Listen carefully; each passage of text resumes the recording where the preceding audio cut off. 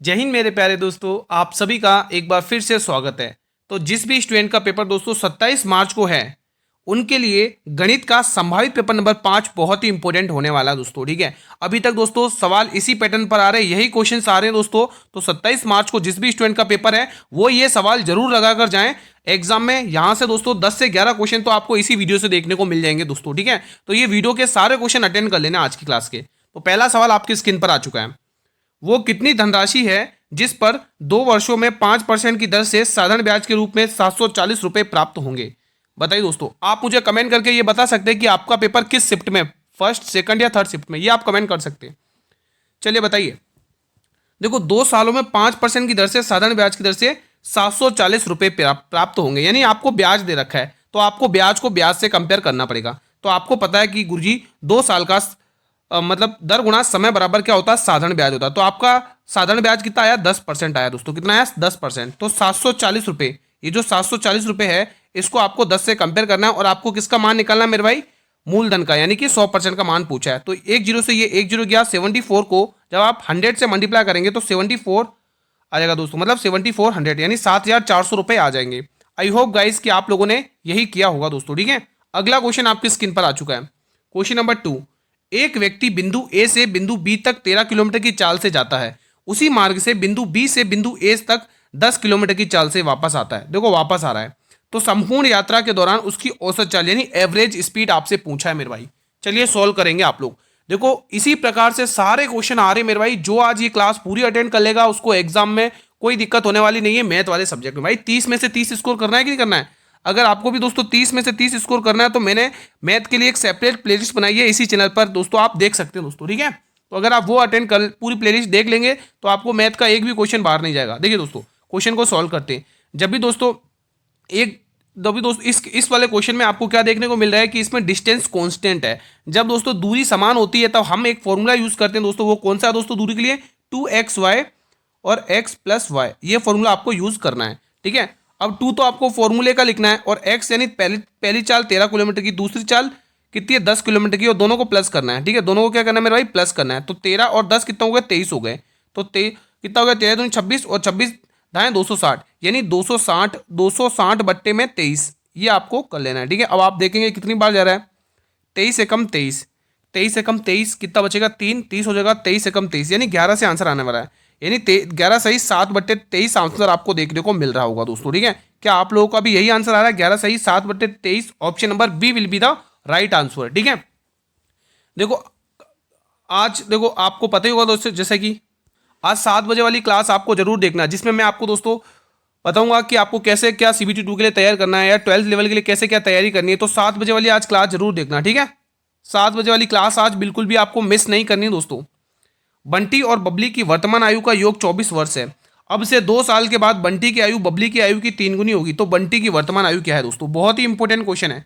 चलिए सॉल्व करते हैं दोस्तों। देखो दोस्तों, उसने दे रखा आपको बंटी, बंटी को मैं BU से डिनोट कर रहा हूँ और दोस्तों बबली को मैं BA से डिनोट कर रहा हूँ। ठीक है, अब देखिएगा दोस्तों, उसने उनकी आयु का योग दे रखा है। इनकी आयु का योग कितना दे रखा है? दोनों की आयु का योग गुरुजी 24 वर्ष दे रखा है। कितनी वर्ष? 24 वर्ष।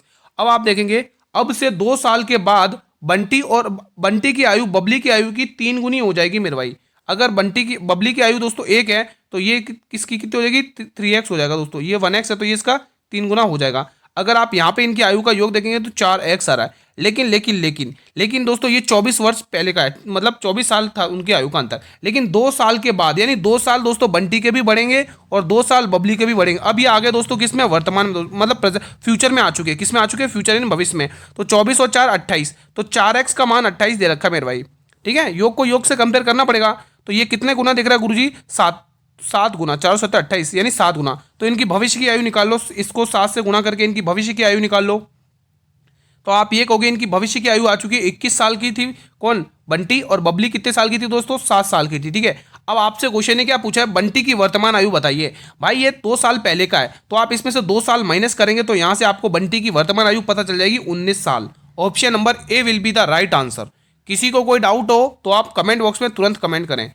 ठीक है, देखो किसी की भी देखो जिस भी स्टूडेंट की मैथ और रीडिंग बाकी है उन सभी मुद्दों पर आज हम 7 बजे वाली क्लास में चर्चा करेंगे। तो क्लास में जरूर मिलना दोस्तों, जिसमें हम 12th लेवल के लिए भी स्ट्रेटेजी फॉलो करेंगे और आपके जो CBT2 है उसके लिए भी देखेंगे दोस्तों, ठीक है। तो 7 बजे वाली क्लास मिस मत करना आज की। एक दुकानदार किसी वस्तु का अंकित मूल्य 50% बढ़ाकर अंकित करता है, फिर अंकित मूल्य पर ही दोस्तों 20% की छूट देता है। अगर अंतिम विक्रय मूल्य 2400 रुपए है तो क्रय मूल्य कितना था? बहुत ही इंपॉर्टेंट क्वेश्चन है दोस्तों, बताइए इसका आंसर क्या होने वाला है आप लोग, ठीक है। क्योंकि आज तो दोस्तों ग्रेजुएट लेवल के एग्जाम एंड हो जाएंगे 27 मार्च को, ठीक है। फिर 12th लेवल के स्टार्ट होने वाले अप्रैल में, ठीक है। तो चलो सॉल्व करते हैं क्वेश्चन को। तो 3 चीजें होती हैं, क्रय मूल्य, सेलिंग प्राइस यानी विक्रय मूल्य, MRP यानी अंकित मूल्य यानी मार्क प्राइस, ठीक है, अंकित मूल्य, 3 चीजें होती हैं। तो लागत मूल्य बढ़ा रहा है दोस्तों, 50% से अंकित कर रहा है, तो 100 रुपए का सामान था, अगर 50 रुपए बढ़ाकर अंकित करेगा तो ये 150 का हो जाएगा, बिल्कुल कॉमन सेंस की बात है। फिर वो कह रहा है 20% की छूट दी जाती है। अब आप मुझे बताइए छूट हम किस पर देते हैं? आपको गुरुजी जो छूट दी जाती है वो MRP पर दी जाती है, अंकित मूल्य पर दी जाती है। अगर 20% की छूट है तो सामान को 80% पर बेचा है, बिल्कुल, तो यहां से आपके पास सेलिंग प्राइस आ जाएगी। 00 से हम 00 हटा लेंगे, 15 अट्ठे 120, तो आप ये कहोगे गुरुजी जो सेलिंग प्राइस आई है हमारी वो 120 रुपए आई है। लेकिन भाई क्वेश्चन कह रहा भाई 120 रुपए नहीं 2400 है, तो इसी 120 रुपए का मान मेरे भाई 2400 रुपए दे रखा है, ठीक है। ये इसका कितना गुना दे रहा है? 1 0 से 1 0, ये इसका 20 गुना दिख रहा है मेरे भाई, क्या 20 गुना। आपसे क्या पूछा है? वस्तु का क्रय मूल्य, यानी आपको भी 100 का 20 गुना कर लेना है मेरे भाई। तो आंसर आ चुका है 2000 रुपए। तो आई होप गाइस कि आप लोगों ने ऑप्शन नंबर डी को ही बनाया होगा दोस्तों, ठीक है। भाई चैनल पर पहली बार विजिट करो तो चैनल को जल्दी से सब्सक्राइब कर लो, बेल नोटिफिकेशन बेल को प्रेस कर लो, ताकि आने वाले हर एक नई वीडियो का नोटिफिकेशन मिलता रहे आप लोगों को, ठीक है। यदि 2 रेखाएं समांतर हैं, भाई 2 रेखाएं बना लो समांतर, ये हमने इसके 2 रेखाएं समांतर बना ली हैं। एक तिर्यक रेखा के साथ 65 डिग्री का कोण बनाती है, तो अन्य रेखा के साथ संगत कोण यानी कोरोस्पॉन्डिंग एंगल्स की बात कर रहा संगत कोण। अगर मान लो मेरे भाई ये 65 है तो इसका संगत कोण क्या हो जाएगा मेरे भाई? ये भी 65 हो जाएगा, क्योंकि संगत कोण बराबर होते हैं, ठीक है। तो आपको पूछा है संगत कोण का मान कितना होगा, तो उसका भी मान 65 होगा। Option number B will be the right answer. ये क्वेश्चन काफी चर्चित है, आज की क्लास में जो क्वेश्चन लेके आ रहा हूं मेरे भाई वो काफी चर्चित है। इवन मतलब 30 में से मतलब ज्यादातर हर शिफ्टों में दोस्तों इसी टाइप से क्वेश्चन पूछा जा रहा है ना। तो आपके लिए मैंने स्टार्टिंग में कह दिया तक पूरी क्लास अटेंड करोगे तभी बेनिफिट मिलेगा आप लोगों को। 5 प्रिंटर 6 घंटे में 9000 पेज प्रिंट कर सकते हैं, उसी दर से 8 घंटे में 28,800 पेज प्रिंट करने के लिए कितने प्रिंटर की आवश्यकता होगी? आप ये कहोगे गुरु 5 प्रिंटर हैं, 6 घंटे बेचारे काम करते हैं भाई, और 9000 पेज क्या कर सकते हैं मेरे भाई? प्रिंट कर सकते हैं, ठीक है। तो ये 9000 नीचे लिखना पड़ेगा, ठीक है। 1 मिनट, 6 प्रिंटर कितने पेज प्रिंट करते हैं? 9000 प्रिंट पेज करते हैं, ठीक है। फिर आगे देखेंगे, अब वो 8 घंटे काम करके 28,800 प्रिंटर मतलब पेज प्रिंट करने हैं, तो उनको दोस्तों कितने घंटे लगेंगे, कितने प्रिंटर मतलब कितने प्रिंटर की आवश्यकता होगी? तो नंबर ऑफ प्रिंटर्स आपसे पूछा मेरे भाई, ठीक है। तो कुछ कट रहा है तो काट लेते, 2 जीरो से यहाँ से इन 2 जीरो को हटा लेते, ठीक है। अब 18 की टेबल से काट लेते, 18 करना 18, 10 18 छंग 108, 18 पंचे 90, और ये 5 की टेबल से ये 5 गया, ठीक है। 8 की टेबल से ये 2 गया, तो 6 दूनी 12, इनको मल्टीप्लाई कर लोगे तो 12 प्रिंटर की उनको जरूरत होगी दोस्तों, ठीक है। तो D will be the right answer. अगला क्वेश्चन देखेंगे, शानदार। प्रवीण और शीनू एक व्यवसाय में साझेदार है, मतलब ये हिस्सेदार हैं, ठीक है। प्रवीण है 9 महीने के लिए 35,000 रुपये लगाता है, शीनू है 10 महीने के लिए 42,000 रुपये लगाता है, ठीक है। हाँ, 31,570 के लाभ में शीनू का हिस्सा ज्ञात करना है। एक तरफ है प्रवीण और एक तरफ है मेरे भाई शीनू। अब जो प्रवीण है मेरे भाई वो 35,000 रुपये लगाता है, कितने मेरे भाई? 35,000 रुपये। यहाँ पे लिखोगे गुरु वो 35,000 रुपये लगाता है, कितने महीने के लिए गुरु? 9 महीने के लिए, ठीक है। फिर आगे देखोगे दोस्तों यहाँ पे आप, वो अब जो शीनू है मेरे भाई वो 42,000 रुपये इन्वेस्ट करता है, 42,000 रुपये कितने महीने के लिए मेरे भाई? वो 10 महीने के लिए, ठीक है। अब आपने कंसेप्ट तो सीखा ही होगा दोस्तों, capital multiplied time is equal to profit का रेशियो। आपने पढ़ा है ना दोस्तों, जब आप पूंजी को समय से गुणा करते हो तो उनके लाभ का अनुपात बनता है, तो वही हम कर रहे हैं दोस्तों, ठीक है। तो 3 जीरो से मेरे भाई 3 जीरो यहाँ से उड़ा देंगे। अब 7 का मल्टीपल दिख रहा है, 7 की टेबल से मेरे भाई 5 बार, 7 की टेबल से मेरे भाई 6 बार, 5 की टेबल से मेरे भाई 2 बार, ठीक है। अब 3 की टेबल से मेरे भाई 2 बार, ठीक है, और 3 की टेबल से मेरे भाई 3 बार। तो आप ये कहोगे 2 दूनी 4, तो इनका जो रेशियो आया है इन दोनों का 3:4 आ चुका है, 3:4 आ चुका है इनका रेशियो, ठीक है। कितना हो चुका है? 7 रेशियो। कितना हो चुका है? 7 रेशियो। इसी रेशियो में तो दोस्तों आपको ये जो लाभ दे रखा है 31,570 बांटना है, 31,570 बांटना है। और आपसे पूछा कि किसका हिस्सा है? शीनू का हिस्सा, ठीक है। शीनू का हिस्सा यानी 4, आप 4 के मल्टीपल से कर सकते थे, लेकिन 4 के मल्टीपल चारों ही ऑप्शन में अवेलेबल है, ठीक है। तो हम अगले पेज पर कैलकुलेशन कर लेते हैं। तो ये जो मेरा 31,570 है, ये आपको किसका मान देखेंगे, 7 का मान देखने को मिलेगा। आपसे पूछा मेरे भाई 4 का मान, तो सॉल्व कर लो। 7 चौके 28, 3 7 पंचे 35 और 7 धाएँ 70, ठीक है।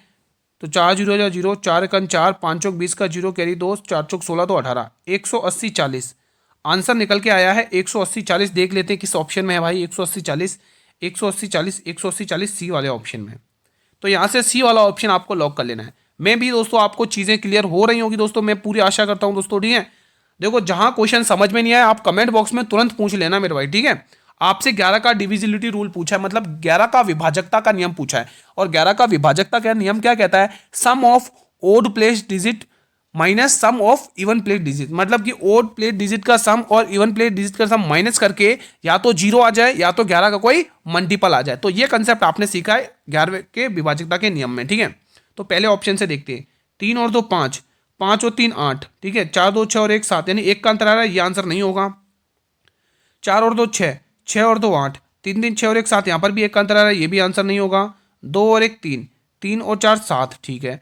3 3 6 और 2 8, ये भी 1 का अंतर आ रहा है, ये भी आंसर नहीं होगा। ये चेक कर लेते हैं, 2 और 2 4, 4 और 4 8, 4 3 7 और 1 8, 8 में से 8 गए और ये आ चुका है भाई 0। मैंने कहा था ना, या तो 0 आ जाए या तो इसका कोई फैक्टर आ जाए। तो डी वाला ऑप्शन बिल्कुल हमारी कंडीशन को फॉलो कर रहा है, ठीक है। तो D will be the right answer. अगला क्वेश्चन देखेंगे आप लोग। अमन प्रति महीने 36,000 रुपये अर्जित करता है भाई, ठीक है। हर महीने 36,000 रुपये कमाता है। 30% तो वो अपने किराए पर खर्च कर रहा है, 25% तो वो अपने भोजन पर खर्च कर रहा है और 20% शिक्षा पर खर्च कर रहा है। एक वर्ष में उसकी कुल बचत कितनी होगी भाई। अब समझने की कोशिश करिएगा मेरे भाई। टोटल वैल्यू हमेशा 100% होती है, टोटल इनकम हमेशा 100% होती है, ठीक है। टोटल वैल्यू हमेशा 100% होती है। अगर वो 30% घर के किराए पर, 20% घर के भोजन पर और 25% घर के भोजन पर, 20% घर की शिक्षा पर, ठीक है, मतलब शिक्षा पर, तो ओवरऑल खर्चा कितना हो गया, 30 और 20 50 तो 70 75%। तो टोटल खर्चा 75% हो गया भाई। 100% वैल्यू होती है, अगर 75 खर्चा कर रहा है तो कितना बचाएगा, 25%, ठीक है। तो प्रतिशत में वो कितना बचा रहा है, 25% बचा रहा है मेरे भाई। कितना, 25% बचा रहा है। तो आप देख पा रहे होंगे दोस्तों, ये 25% का मान क्वेश्चन ने कितना दे रखा है, अपने क्वेश्चन ने दे रखा भाई 36,000 और हमें किसका मान पूरा, कुल बचत मेरे भाई आपसे पूछिए मेरे भाई, ठीक है। यानी 100% का मान पूछा आपसे। कितने का मान, 100% का। अब आप देख पा रहे हैं ये इसका कितना गुना है, 3 गुना है, तो इसका भी 3 गुना कर लो। 36 दिया 108, यानी 1,08,000 रुपये। तो यहाँ पे आ चुका है 1 2 3। आपसे डी वाला ऑप्शन पूछा भाई, ठीक है। किसी को कोई डाउट है क्या मेरे भाई, कोई डाउट नहीं होगा। अगला क्वेश्चन देख लेते हैं भाई। अगला क्वेश्चन देखो सही है ना, किसी को कोई डाउट तो नहीं है, डाउट हो तो पूछ लेना कमेंट बॉक्स में। 18 सेंटीमीटर व्यास और 35 सेंटीमीटर ऊंचाई वाले बेलन का आयतन ज्ञात करना, और जहां पर पाई का मान 22/7 लेना है। पाई दिखते ही भाई 11 का खेल कर दो, 11 का मल्टीपल चेक कर लो। 8 और 10 9, ये नहीं आंसर होगा। 9 कितना, 8 और 9 तो 11, ये नहीं आंसर नहीं होगा। 8 और 1 9, 9 और 17, ये आंसर नहीं होगा। 8 और 1 9 9, ये आंसर हो जाएगा। D option will be the right answer. बिना पेन कलम चलाए हुए आप ऐसे आंसर टिक कर सकते हो। अगर आपने ठान ली, नहीं गुरुजी सॉल्व करके बताओ, नहीं गुरुजी सॉल्व करके बताओ, कोई दिक्कत नहीं, सॉल्व भी कर देते हैं भाई। आपको पता है कि व्यास है और त्रिज्या कैसे निकालते हो, व्यास का आधा हम क्या निकालेंगे गुरु, त्रिज्या निकालेंगे। तो त्रिज्या आ चुकी भाई 9 आ चुकी है। और आप लोगों को पता भी है कि इसका जो आयतन होता है बेलन का, वो क्या होता है, पाई आर स्क्वायर एच, ये इसका आयतन होता है। आप कहोगे गुरु 22/7 लिख लेंगे हम, ठीक है। आर का स्क्वायर नहीं, त्रिज्या का स्क्वायर, 9 गुणा 9 लिख लो, ठीक है। ऊंचाई दे रखी गुरु 35, बिल्कुल ठीक है। 7 की जगह से ग्रुप 5 बार, ठीक है। अब आप मल्टीप्लाई करके लिख लो, आंसर आ जाएगा। 9 दूनी 18 की 8 कैरी 1, 9 दूनी 18 19। अब इसमें भी आप मल्टीप्लाई करके लिख लो, ठीक है। या तो आप कैलकुलेशन कर लो या फिर दोस्तों आप वो कर लो, ठीक है। अगर आप दिमाग लगाना चाहोगे दोस्तों तो 5 की टेबल से ये 2 ऑप्शन तो चलेगी, क्योंकि 0 और 0 आना चाहिए, ठीक है। तो 9 72 की 2 कैरी 7, 90 90 81 और 7, 88 की 8 कैरी 8, 9 और 17, ये आ गया 1782। अब 1782 को आपको 5 से गुणा कर लेना है, ठीक है। 5 दूनी 10 का 0 कैरी 1, 8 में 40 और 2 40, 8 में 40 और 2 42, यानी देखो 5 दूनी 10 का 0 कैरी 1, 8 में 40 41, 41 का 1 आएगा, 41 का 1 कैरी 4 और 7 5 35 और 4 39 की 9 कैरी 3, 5 और 3 8। ये देखो वही आंसर आया है ना, आया कि नहीं आया। मैंने कहा ना दोस्तों, आपको ये सारी चीज़ें 7 बजे वाली क्लास में आपको डेली मिला करेंगे दोस्तों, ठीक है।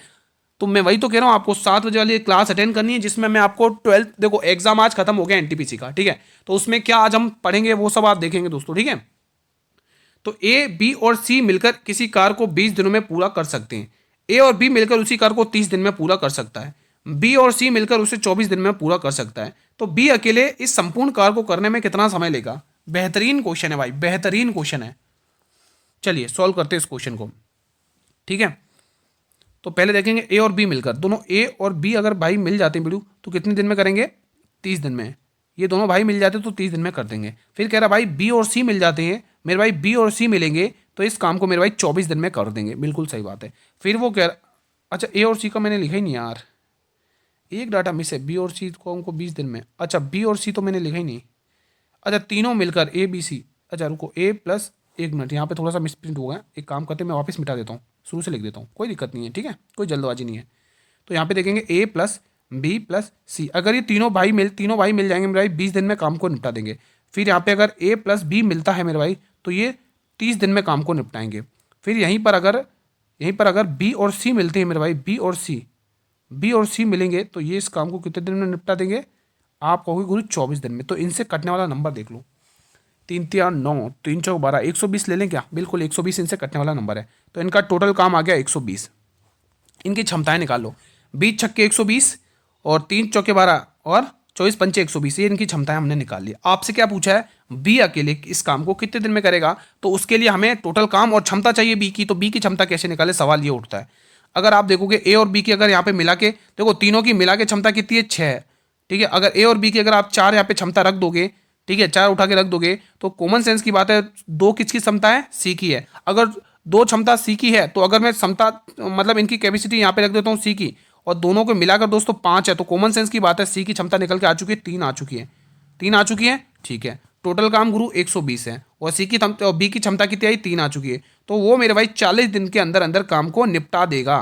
किसी को कोई डाउट है बता सकते हैं कमेंट बॉक्स में। D option will be the right answer. बेहतरीन क्वेश्चन था, इस टाइप का क्वेश्चन हर शिफ्ट में आ रहा है मेरे भाई, ठीक है।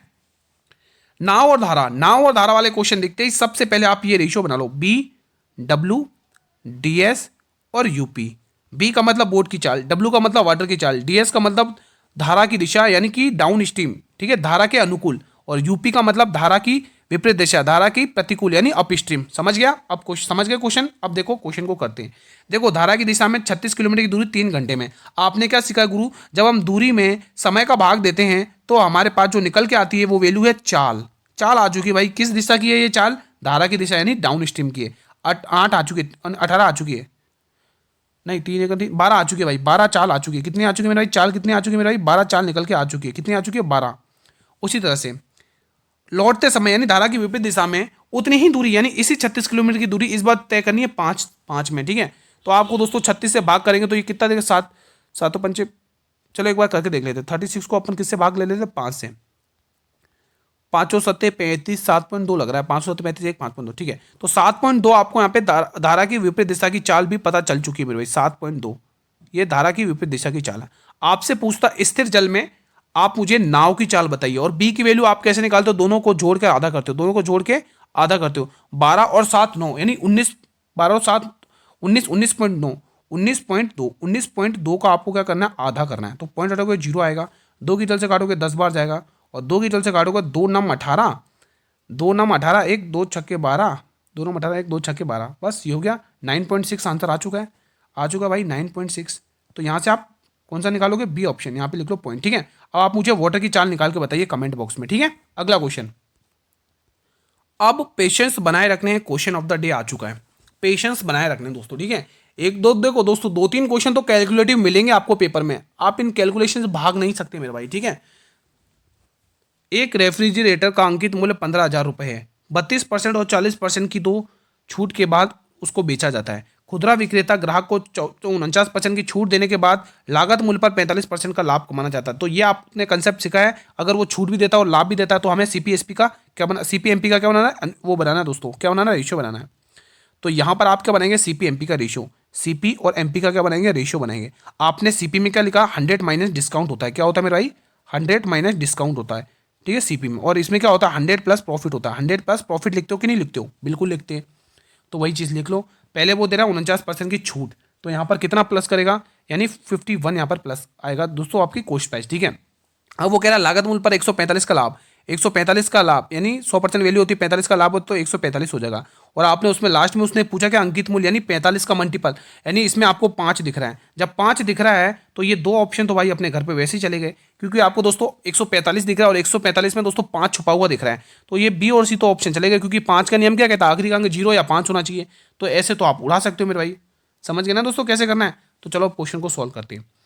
भाई अपनी पुराना तरीका, 15,000 रुपये का सामान है भाई, 15,000 रुपये का सामान है, 15,000 रुपये का अंकित मूल्य, इस पर पहली दी जा रही छूट 40% की, 40% की छूट इस पर पहली दी जा रही है दोस्तों, कितने की, 40% की छूट। फिर वो कह रहा भाई इस पे अच्छा पहले 32 की दे रहा है, फिर 40 की दे रहा है, आप ऊपर नीचे कर सकते हो, कोई दिक्कत की बात है, फिलहाल लिख देते हैं पहले 32% की छूट, ठीक है। उसके बाद वो दे रहा है 40% की छूट, यहाँ पर ये 40% की छूट दे रहा है। अरे यार मैं तो ये ऐसे कैसे लिख दिया, माफी चाहूंगा। अगर मान लो सामान को अगर उसने 32% की छूट पर दिया है तो कितने पे बेचा होगा मेरे भाई, ये बताइए बताइए। तो आपको गुरुजी 68% पे बेचा है सामान को, कितने पर, 68% पे बेचा है सामान को। फिर आप देखेंगे आगे एक और छूट दी है उसने 49%, कितने परसेंट की, 49, 40% की, तो वो सामान को 60% पे बेचेगा। ये कंडीशन है। अब आपको कैलकुलेशन करनी है, ये 2 जीरो इन 2 जीरो को खा जाएंगे, ये 2 जीरो इस जीरो को और इस जीरो को खा जाएगा, ठीक है। अब आपने सीखा क्या है, ये जो है ये वैल्यू क्या है, कॉस्ट प्राइस है, कॉस्ट प्राइस को कॉस्ट प्राइस से कंपेयर करना है, यही तो सीखा है। तो आप कहोगे गुरु 17 तिया 51 होता है और गुरु 17 चौके 68 होता है, ठीक है। और कुछ कट रहा है क्या, देख लो भाई, कट रहा है तो काट लो, कोई दिक्कत नहीं है। 3 की जल से मेरे भाई 2 बार जाएगा और 4 दूनी 8 होगा, ठीक है, 4 दूनी 8 होगा और 15 अट्ठे 120 होगा, तो कितना आया, 120 आया, ठीक है। 120 को आपको 145 से क्या करना है, गुणा कर लेना है, ठीक है, आंसर आ जाएगा। तो देखो कितना आ रहा है, 2 जीरो तो आएंगे क्योंकि 5 दूनी 10 का जीरो कैरी 1 और 4 दूनी 8 9 और 4 दूनी 8 1 9, ठीक है। और देखो 1 मिनट 900 आ रहा भाई, रुको रुको 400 आएगा क्या। तो देखो 1 जीरो आएगा, 12 पंचे 60 का जीरो कैरी 6, 12 चौक 48, 48 और 54 की 4 कैरी 5, 12 5 17, 174 जीरो जीरो कुछ ऐसे ही आ रहा है क्या। 12 पंचे रुको जीरो जो जीरो, ठीक है, 12 पंचे 60 का जीरो कैरी 6, 12 चौक 48, 48 48 48 और 6 यानी 50, 54 की 4 कैरी 5, 12 5 17, यही आ रहा है आंसर। क्या कुछ मिस्टेक हुआ है, 120 ही तो आ रहा है, यही तो आ रहा है। अरे है तो यार, ऑप्शन ऑप्शन में है तो, ठीक है। तो आपको ऐसे कर लेना है। समझ में आ गया दोस्तों कैसे करना है इसको, क्वेश्चन को, ईजी है, कोई दिक्कत की बात नहीं, थोड़ी कैलकुलेशन आनी चाहिए भाई। तो यहाँ पे 17,400 आपको टिक करना है। मैंने कुछ नहीं किया दोस्तों, सिर्फ आपको ये ध्यान रखना है कॉस्ट प्राइस और सेल एमआरपी ध्यान रखना है, क्योंकि जब भी आपको छूट देता है और प्रॉफिट होता है तो आपको ये कंसेप्ट लगाना है, और ये क्या हो जाएगी, कॉस्ट प्राइस हो जाएगी, और कॉस्ट प्राइस को कॉस्ट प्राइस से कंपेयर कर लिया मैंने, ठीक है। चलिए बताइए, एक काम को 9 दिन में, बी उसी काम को 12 दिन में, एक काम को 9 दिन में, बी उसी काम को 12 दिन में, अगर वो एकांतर दिन काम करते हैं तो बस कंसेप्ट समझ गए। 12 दूनी 24, 12 तिया 36, यहाँ पे क्षमताएं निकाल लो, तो ए की क्षमता कितनी हो जाएगी, 4 हो जाएगी, और बी की क्षमता 3 हो जाएगी, ठीक है। हाँ, तो पहले दिन काम कौन करेगा, बी काम करेगा, क्योंकि उसने क्वेश्चन ने खुद ने बोला पहले दिन बी काम करेगा, फिर दूसरे दिन ए, फिर बी, फिर ए। अब बी की क्षमता कितनी है मेरे भाई, बी की क्षमता 3 है, ए की क्षमता 4 है, फिर 3 है, फिर 4 है, तो हम क्या करेंगे, 2 दिन का काम निकालेंगे। तो मेरे भाई 2 दिन का काम निकल जाएगा यहाँ से। तो 2 दिन का काम यहाँ से कितना निकल रहा है, इनकी क्षमता कितनी आ रही है, 2 दिन में ये 7 की क्षमता से काम कर रहे हैं, और टोटल काम कितना, 35, हमें 35 तक पहुँचना है। तो हमें क्या करना पड़ेगा, 5 से इधर गुना करना पड़ेगा, 5 से इधर गुना करना पड़ेगा। तो कितना काम, 10 दिन के अंदर कितना काम हो रहा है मेरे भाई, 35 काम हो रहा है। अभी भी एक काम बचा हुआ, आप समझने की कोशिश करिएगा दोस्तों, ठीक है। 10 दिन तो लग रहे, अभी भी दोस्तों एक काम बचा हुआ, तो एक काम हमेशा ऊपर आता है और जो करने आएगा वो नीचे आएगा। कौन करने आएगा, बी करने आएगा, तो बी की क्षमता नीचे आएगी। तो 10 सही 1/3, 10 सही 1/3 सी ऑप्शन में। बस इतनी सी गणित है। अगला क्वेश्चन देख लो भाई, एक दुकानदार अपनी वस्तु को क्रय मूल्य पर बेचता है, यदि दोषपूर्ण बाट का प्रयोग करके इतने में का लाभ अर्जित करता है तो वो 1 kg के स्थान पर किस भार का उपयोग करता होगा। बहुत ही इंपॉर्टेंट है, और आंसर आपको दशमलव के स्थानों तक देना है, ठीक है। इसको थोड़ा तोड़ लेते हैं, ये कुछ ऐसा दिख रहा है, 3 सही 19/27 है, तो इसको थोड़ा 27%, इसको थोड़ा तोड़ लेते हैं। तो 27 या 81 में 19 जोड़ोगे तो कितना आएगा, 100/27, 100/27। अभी ये परसेंटेज में, इसको थोड़ा फ्रैक्शन में बदलने के लिए 1/100 से क्या करेंगे, हटाएंगे उसको, 0 से 0 गया, यानी यहाँ पे 27 आएगा, ठीक है, यानी 1/27 आ चुका है। अब आप समझने की कोशिश करिए, एक तरफ कॉस्ट प्राइस होती है और एक तरफ सेलिंग प्राइस होती है, ठीक है। अगर वो दोस्तों यहाँ से आप देख पा रहे होंगे दोस्तों, ठीक है, अगर आप यहाँ पे देख पा रहे होंगे दोस्तों, वो 1 kg की मतलब देना चाहिए था उसको 1000 ग्राम का सामान, लेकिन उसने कुछ सामान दिया, हमें नहीं पता, लेकिन उसने ये जरूर बताया कि प्रॉफिट है आपको, ठीक है। प्रॉफिट कितना दिया दोस्तों उसने, 27 रुपये का सामान था, अगर 1 रुपये के प्रॉफिट पे देगा, नहीं 28 पे आएगा। इसी 28 का मान आपको 1000 दे रखा है, तो वही आपको इसका गुना करना है, कितना गुना है, ठीक है। अगले पेज पर कर लेते हैं। तो ये जो 1000 है मेरे भाई, ये 28 का मान है। आपसे मेरे भाई किसका मान पूछा, 27 का मान पूछा है, ठीक है।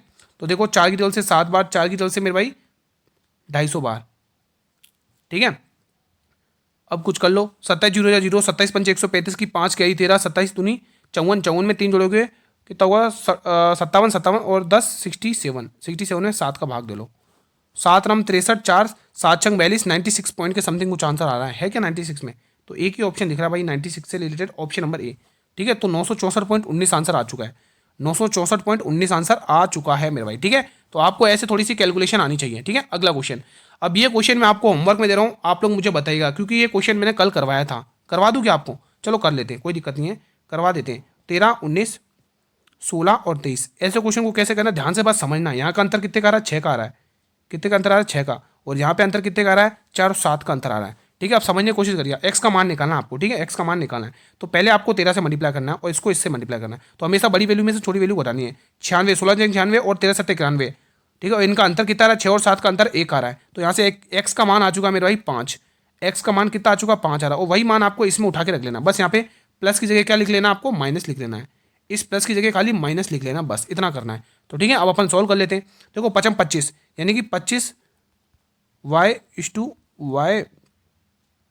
ठीक है, और यहाँ पर देखोगे कितना आ रहा है? 8 5 40, 40 में से 4 घटाओगे 36 आ जाएगा। अब आपने क्या सीखा था?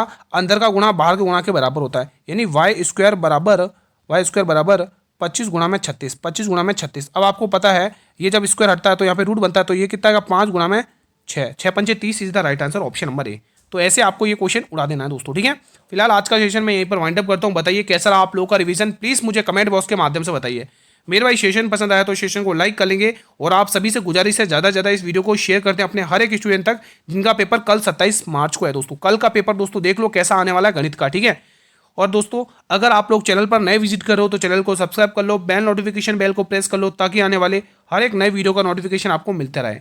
इसकी पीडीएफ भी आपको टेलीग्राम चैनल पर मिल जाएगी, जिसका लिंक मैंने वीडियो के डिस्क्रिप्शन बॉक्स में दे रखा है दोस्तों। ठीक है, एक रिक्वेस्ट करना चाहूँगा, आज आप 7 बजे वाली क्लास, सॉरी आज क्या, आज ही देखोगे ना? हाँ आज ही ना, सॉरी कल देखोगे, कल 7 बजे वाली क्लास जरूर देखना दोस्तों। ठीक है, उसमें हम ये देखेंगे कि 12th लेवल के लिए आपको क्या क्या स्ट्रेटेजी फॉलो करनी है और CBT 2 के लिए आपको क्या स्ट्रेटेजी फॉलो करनी है। ठीक है, तो मिलते हैं कल वाली वीडियो में। धन्यवाद।